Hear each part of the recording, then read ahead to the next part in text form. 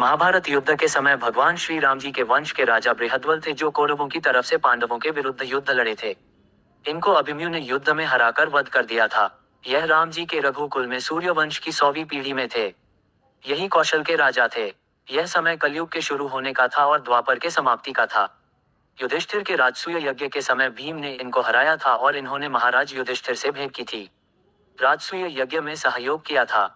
राजा राम के पुत्र कुश के राज्यारोहण के समय को त्रेता की समाप्ति और द्वापर के शुरू का माना जाता है। कुश ब्रह्मा जी की 50वीं पीढ़ी में थे। राम 49वीं पीढ़ी में थे। कुश कौशल के राजा थे।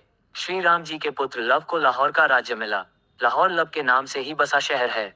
इसी तरह लाहौर के निकट रावलपिंडी सिसोदिया वंशीय बागपा रावल के नाम से बसा है, जो चित्तौड़ के राणा थे। ये भी रघुकुल वंशीय क्षत्रिय है। इन्होंने सिंध के मुस्लिम सुल्तान को हराया था और ब्राह्मण राजा दाहिर के पुत्र दाहिर सिया को राजा बनाया था। यह 8वीं सदी की वाकया है, मोहम्मद कासिम के द्वारा सिंध को जीतकर मुसलमानी राज्य स्थापित करने के बाद का। दाहिर को सिंध कराची देवल में मोहम्मद कासिम ने 713 में हराया था। यह खलीफा मुसलमानों का भारत पर 16वां आक्रमण था। राम के छोटे भाई भरत के 2 पुत्र को पुष्करावती और तक्षशिला तथा लक्ष्मण के पुत्र लखनऊ और शत्रुघ्न के पुत्र मथुरा शूरसेन के राजा बने। शल्य, जो कौरवों की तरफ से महाभारत लड़े थे, वे भी रामवंशी थे। श्री राम सूर्यवंशी थे। इनका कुल भगवान सूर्य से शुरू हुआ था। मनु समस्त मानव जाति के आदि पिता है। भगवान राम के ही कुल में अनेक प्रतापी राजा हुए हैं। इनकी राजधानी अयोध्या थी। रघुकुल इसलिए कहते हैं कि अपने दिए हुए वचन की प्रतिष्ठा बचाते हैं। रघुकुल रीत प्रसिद्ध है। यह वंश इक्ष्वाकु वंश भी कहलाता है, क्योंकि इक्ष्वाकु इस वंश के ही राजा थे।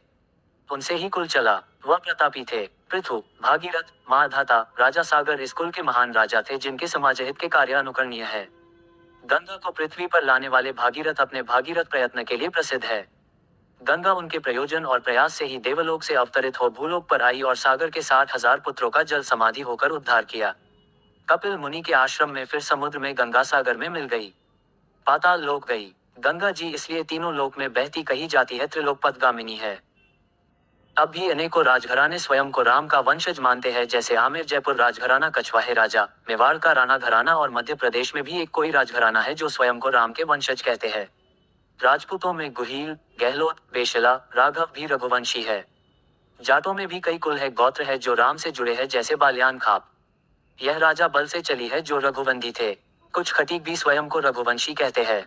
कुछ इस्लाम को अपनाए हुए मेवात के मुसलमान भी स्वयं को राम का वंशज कहते हैं।